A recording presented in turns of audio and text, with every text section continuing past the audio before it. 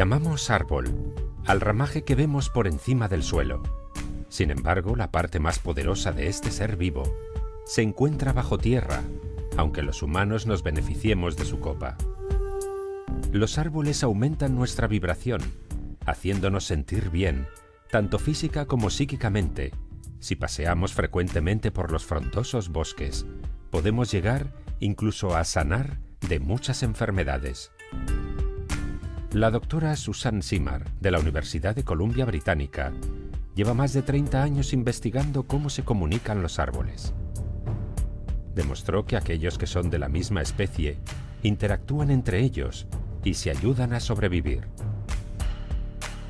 Cuando paseamos por un bosque, vemos un conjunto de árboles, pero es mucho más de lo que percibimos con nuestros ojos, ya que bajo tierra existe un mundo de infinitos caminos biológicos que conectan a los árboles entre ellos y les permiten comunicarse y comportarse como un solo organismo. Esto nos lleva a pensar en la existencia de algún tipo de inteligencia desconocida. Susan y su equipo descubrieron que hay una red por debajo del suelo que se extiende por todo el bosque. Un puñado de tierra puede contener kilómetros de diminutos hilos. Estos hilos son micelios, es decir, raíces de hongos que tienen una simbiosis con las raíces de los árboles. Bajo tierra, las raíces se juntan con los hongos. Así, por ejemplo, un árbol envía CO2 hacia abajo y pasa por el sistema de raíces, donde los hongos, que son los mensajeros, envían ese CO2 a otro árbol que lo pueda necesitar. De modo que todos los árboles trabajan unidos, recibiendo y enviando gran cantidad de información y nutrientes, como si todo el bosque fuera un solo individuo. Los árboles son seres muy sociables, que hablan un idioma común. No son competidores con los de su misma especie, por el contrario, se apoyan los unos a los otros, ya que tienen desarrollada una conciencia de grupo muy elevada. Esta teoría también es apoyada por la bióloga Susan Dudley de la Universidad de McMaster, que descubrió que la planta Impatiens pallida, cuando está rodeada de los de su misma especie, dedica menos energía a expandir sus raíces y ocupan poco lugar, pero cuando no lo está, expande sus raíces lo más rápido posible, extendiéndose a un área mayor. Según Susan Simard, los árboles tienen sentimientos y pueden vivir emociones de dolor o miedo. Si uno de ellos es atacado por un insecto o por el hombre, avisa a los demás para que estén preparados frente a la amenaza. El químico y zoólogo estadounidense David Rhodes infectó un bosque de sauces con unas orugas tóxicas, con la intención de que estos árboles se protegieran de ellas. Para defenderse, el sauce elevó el ácido clorogénico, que es tóxico para las orugas, y éstas murieron. Lo curioso fue que un grupo de sauces cercanos, que no había sido infectado por estos insectos, también elevó su nivel de ácido clorogénico ante un posible ataque. Esto demostró que hubo algún tipo de comunicación entre los sauces. Algo muy similar sucede con las acacias. Las jirafas mordisquean sus hojas tan solo un momento y enseguida lo dejan, porque saben que estos árboles, cuando se sienten atacados, generan taninos que son mortales para los herbívoros. Y no solo eso, las jirafas ya no pueden comer de ningún árbol de ese bosque, porque todos a la vez empiezan a generar ese tóxico, demostrando que hubo algún tipo de comunicación. Ya hace 20 años, otro científico, el francés Paul Carot, observó que los robles que eran atacados por orugas segregaban más dosis de taninos con el fin de matar a las larvas. Curiosamente, para alejar a sus competidores vegetales, el nogal utiliza las hojas que caen de él, que al descomponerse segregan un tóxico. También, la doctora Susan Simard habla de los árboles madre. Dice que son aquellos árboles grandes y antiguos que atraen nuestra mirada cuando entramos en un bosque y, curiosamente, están conectados con todos los árboles a su alrededor, aunque sean de diferente especie. Estos árboles, cuidan de sus retoños como una gran familia. Se produce una transferencia de recursos e información de los más ancianos a los más jóvenes. Es una pena que las prácticas de tala existentes ignoren el papel de los árboles madre de transmisión de conocimiento a la nueva generación. Los ecosistemas de los bosques son muy complejos.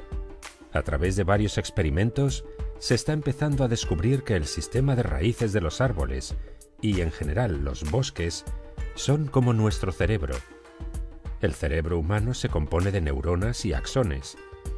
Las neuronas se relacionan físicamente, pero también metafísicamente, porque se envían mensajes y dependen las unas de las otras. Por otro lado, Stefano Mancuso, profesor de la Universidad de Florencia, es una de las máximas autoridades mundiales en neurobiología vegetal. Mancuso considera que las plantas son seres muy inteligentes. Para él, la inteligencia es la capacidad que se tiene de resolver problemas, y las plantas lo hacen muy bien. Creó el Laboratorio Internacional de Neurobiología Vegetal, en el que él y su equipo llevan 10 años investigando. Está convencido de que las plantas son la base de la vida del hombre, porque son la conexión entre el Sol y la Tierra. La energía solar que nos llega es atrapada por las plantas, y éstas consiguen transformarla en energía química, en azúcar, que es lo que los seres humanos necesitamos para poder vivir. Sin las plantas, nosotros no tendríamos energía, por lo que no podríamos vivir. Tras muchas investigaciones, se ha podido saber que las plantas duermen, al igual que los animales, tienen un ciclo activo durante el día y descansan por la noche. Además, se están comunicando continuamente entre ellas a través de moléculas volátiles. Así, cuando olemos el perfume de una flor, estamos oliendo un mensaje que la flor está enviando a los insectos, o bien envía información a otras flores si se siente amenazada. Este doctor y su equipo llegaron a comprobar que las plantas perciben parámetros físicos y químicos que los animales no aprecian. Otra investigadora revolucionaria en este campo es la doctora Mónica Gagliano, del Centro de Biología Evolutiva de la Universidad de Western Australia. Esta doctora, junto a Stefano Mancuso y el nanobiólogo Daniel Robert, habla de la comunicación entre los vegetales y de los sonidos que emiten las raíces del maíz. Los seres humanos no oímos a las plantas, porque se comunican con infrasonidos. Las frecuencias son muy bajas, pero que no los oigamos no quiere decir que esos sonidos no existan. Cada vez hay menos escepticismo a la hora de aceptar que las plantas utilizan sonidos para comunicarse. Según la física, sabemos que todo vibra y produce sonido.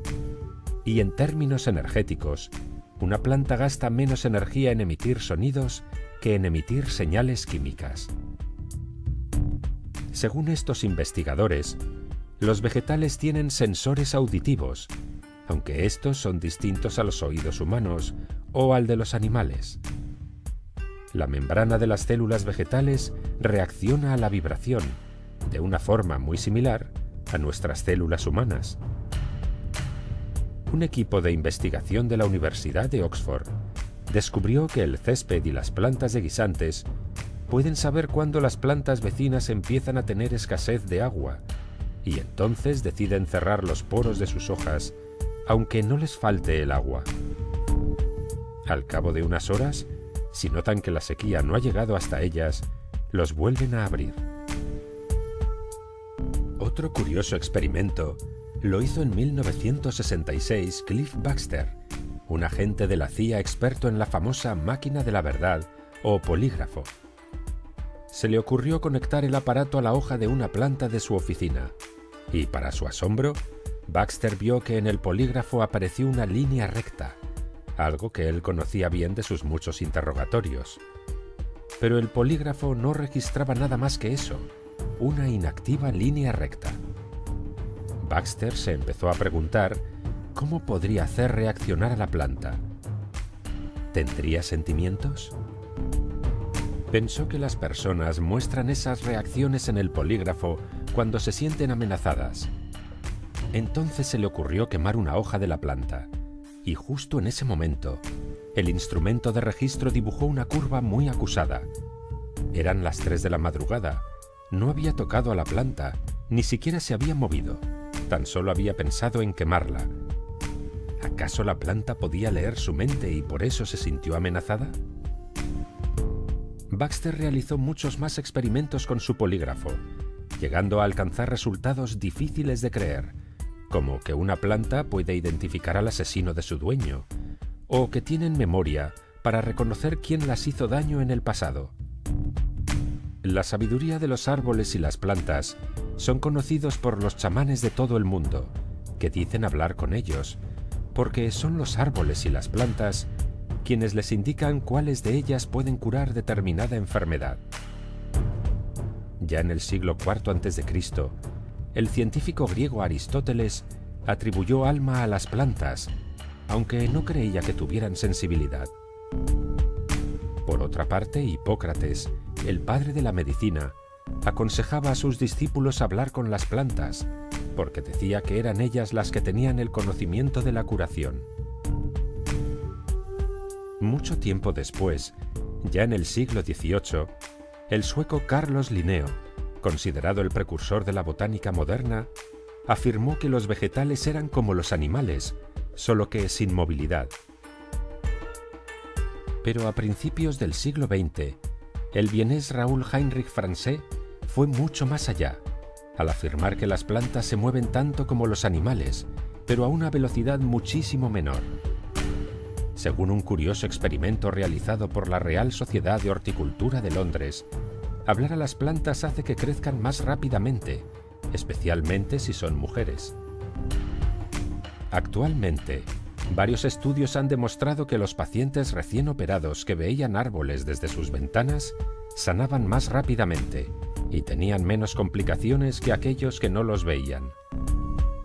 También está demostrado que los niños con trastorno por déficit de atención e hiperactividad mejoran cuando tienen acceso a la naturaleza. Se ha podido comprobar que los vecindarios y hogares que no tienen plantas o árboles tienen mayor violencia dentro y fuera del hogar que los vecindarios más verdes.